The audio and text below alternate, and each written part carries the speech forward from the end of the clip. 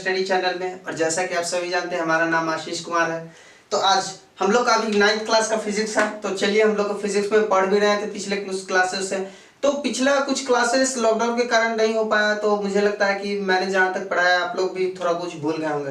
तो मैं चाहता हूँ कि इसे फिर से पढ़ा जाए। तो आइए एक बार फिर से हम लोग मोशन स्टार्ट करते हैं, यानी गति। गति क्या है? देखिए, गति समझने से पहले एक चीज हमको समझना होगा, यानी कहने का अर्थ है मोशन, गति।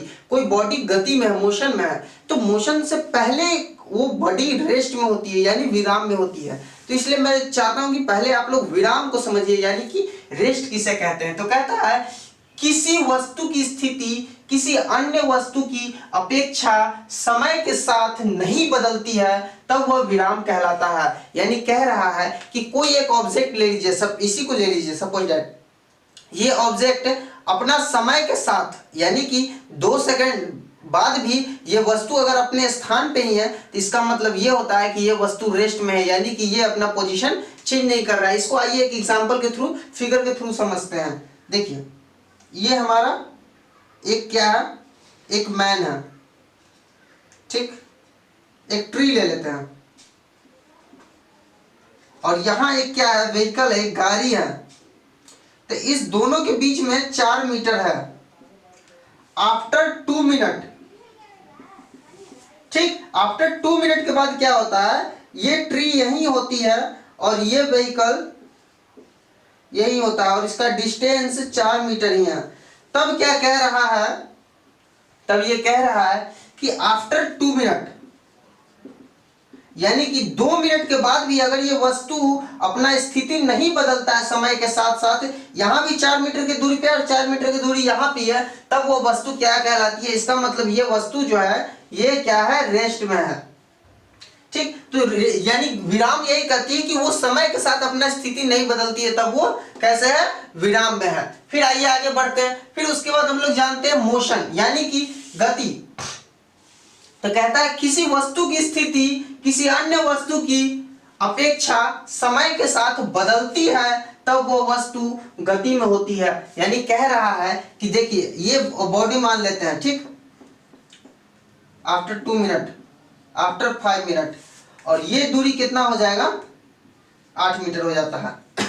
यानी कह रहा है कि इस जगह पर 2 मिनट पहले 4 मीटर की दूरी थी पेड़ से गाड़ी की, बस की। अब कह रहा है कि इस पेड़ से इस गाड़ी की दूरी 8 मीटर हो गई है, यानी कि 5 मिनट के बाद ये 5 मिनट के बाद कहां हो जाती है, दूरी 8 मीटर हो जा रही है। तो समय के साथ क्या हो रहा है, इसका गति, वो क्या बोलते हैं, स्थान भी बदल रहा है, यानी वो अपना स्थान समय साथ बदल ले रहा है। तो वही कह रहा है किसी वस्तु की स्थिति किसी अन्य वस्तु की अपेक्षा समय के साथ बदलती है, यानी इसकी स्थिति क्या हो रही है, पोजीशन क्या हो रहा है, वो इस समय के साथ चेंज हो रहा है। तब हम कह सकते हैं कि वो वस्तु किस में है, गति में है।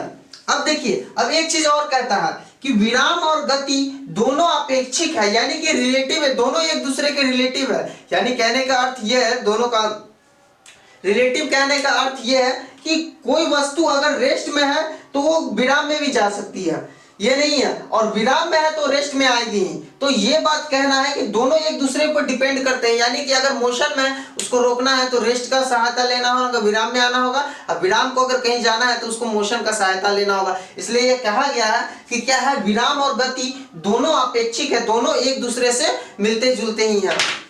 तो चलिए, अब आगे हम लोग बढ़ेंगे। आगे बढ़ेंगे तो हम लोग को पढ़ना है कि टाइप्स ऑफ मोशन, यानी गति के प्रकार। तो गति के प्रकार कितने तरीके के होते हैं, गति के प्रकार 4 होते हैं। तो आइए कौन कौन से होते हैं ये चीज। हाँ, तो आइए अब हम लोग देख रहे थे गति के प्रकार, यानी कि types of motion. Types of motion किस किस तरह के होते हैं। पहला तो है हमारा रैखिक गति, यानी कि लीनियर मोशन। हमारा दूसरा है वृत्तीय गति, यानी सर्कुलर मोशन। हमारा तीसरा है दोलन गति, यानी ऑस्किलेटरी मोशन। और चौथा है हमारा आवर्त गति, यानी पीरियोडिक मोशन। अब देखिए, इस मोशंस को एक बार समझिए क्या कहता है। बहुत ही आसान है, थोड़ी सी कोशिश कीजिएगा। सबसे पहले रैखिक गति। रैखिक कहने का अर्थ ही एक रेखा।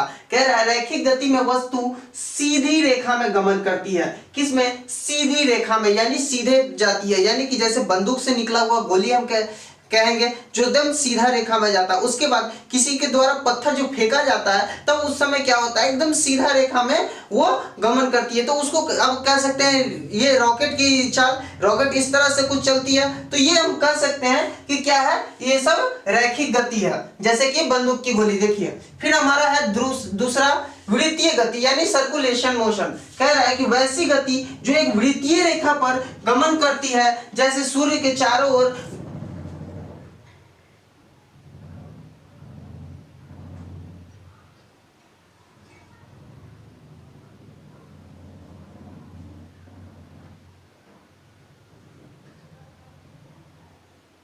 जैसे कि सूर्य के चारों ओर पृथ्वी की गति।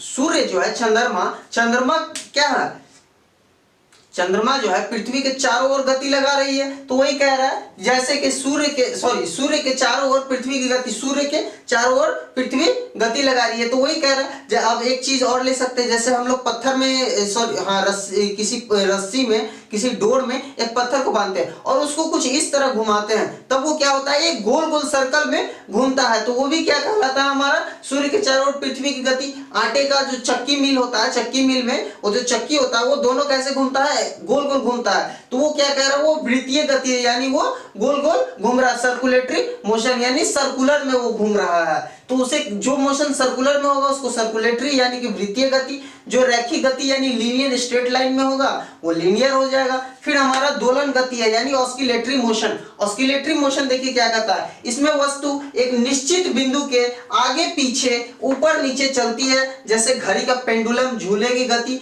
देखिए ऑस्किलेटरी का मतलब क्या होता है, वापस आना जाना, या तो वो ऊपर नीचे होगा या आगे पीछे होगा। जैसे कि घड़ी का पेंडुलम जो होता है वो आगे पीछे होता है, ये सेंटर होता है, इतना इधर गया इतना ही वापस जाता है, तो वो आगे पीछे होते रहता है। अब जैसे झूले की गति, वो आती है पीछे फिर आगे जाती है, फिर आती है और फिर पीछे जाती है। तो ये सब क्या होती है, ऑस्किलेटरी मोशन है यानी दोलन गति है। वैसी गतियां जो क्या होती है, ऊपर या नीचे आती है जाती है, आती है जाती है, इस तरह की गति करते रहती है।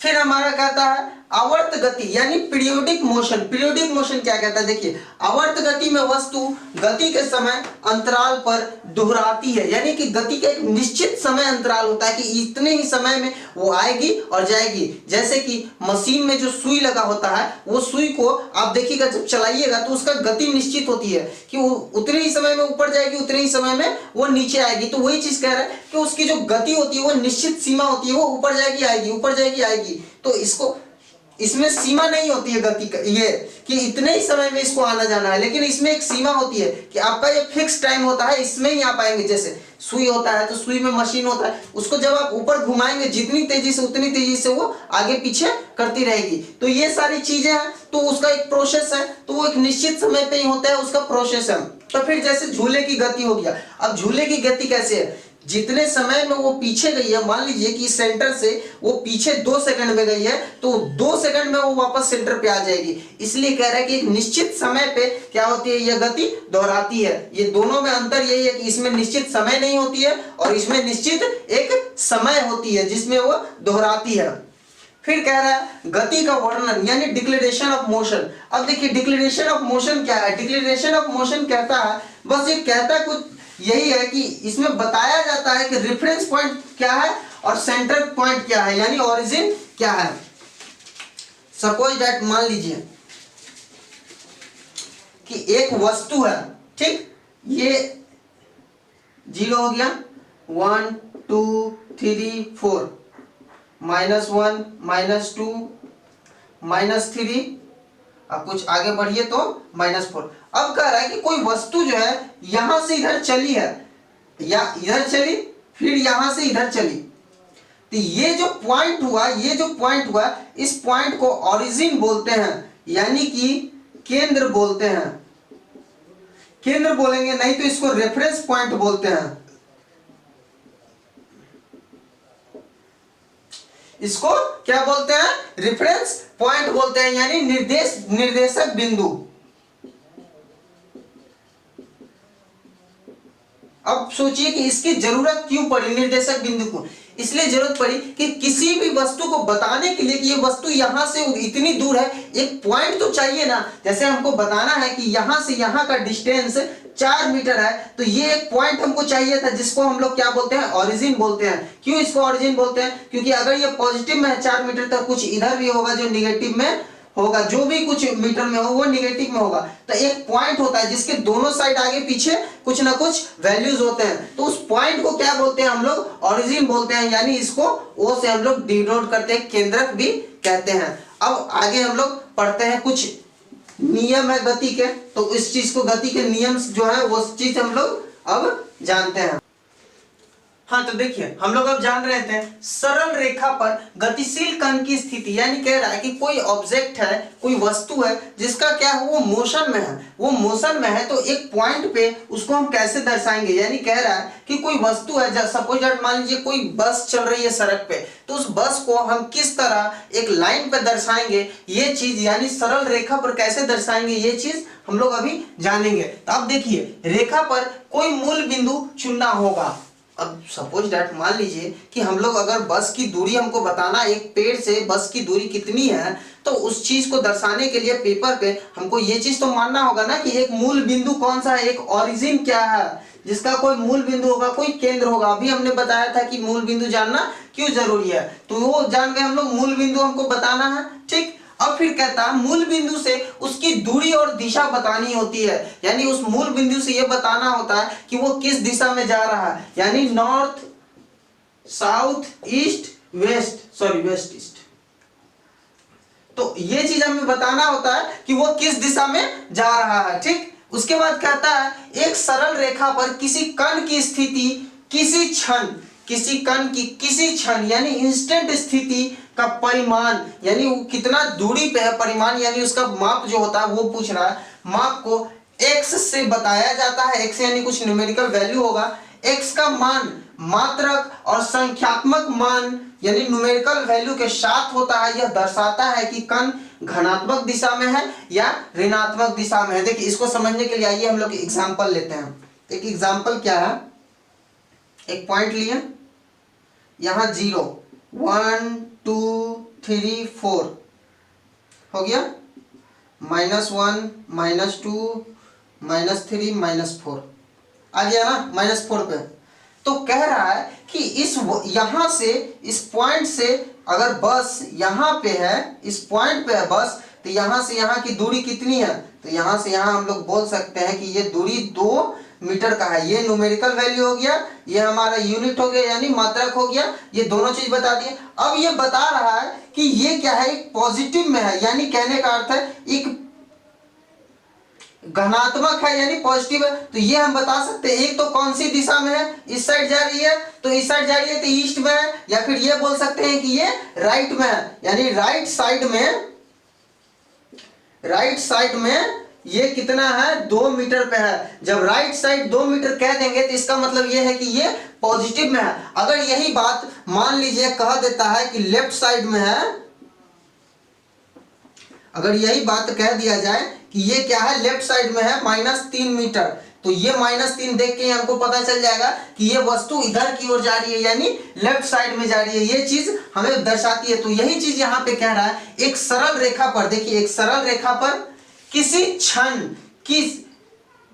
कण की किसी क्षण यानी इंस्टेंट, ये कण है, एक बस है, इसकी स्थिति का परिमाण यानी इसकी दूरी, माप से बताया जाता है। x का मान मात्रक, यूनिट और संख्यात्मक मान यानी कि मात्रक और ये यूनिट और न्यूमेरिकल वैल्यू के साथ होता है। यह दर्शाता है कि धनात्मक दिशा में है या फिर ऋणात्मक दिशा में यह वस्तु गमन कर रही है। देखिए यहाँ पे बता भी दिया गया कि यह वस्तु पॉजिटिव वे में जा रही है, ये निगेटिव वे में जा रही है। तो यही सब थी आज की क्लासेस में, और कुछ तो नहीं रहा। हाँ, अगर आपको लगता है कि कोई चीज छूट गया या फिर हमने कोई चीज समझाने में मैं समझा नहीं पाया हूं, तो आप लोग प्लीज कमेंट में अपना जो भी प्रॉब्लम है उसे बताइए। और आपको अगर कोई भी इंप्रूवमेंट लगता है हमारे क्लासेस में कि ये चीजें होने चाहिए, तो आप हमें बता सकते हैं बेझिझक, और हम कोशिश करेंगे कि अगले क्लासेस में अपने ये भी इंप्रूवमेंट कर ले। और दूसरी बात ये कहना चाहता हूं कि आप लोग ज्यादा से ज्यादा क्लासेस को शेयर करें और अपने सभी दोस्तों को बताएं कि 9th 10th का क्लास शुरू हो गया, आप लोग घर पे बैठ के पढ़ाई कीजिए अच्छे से,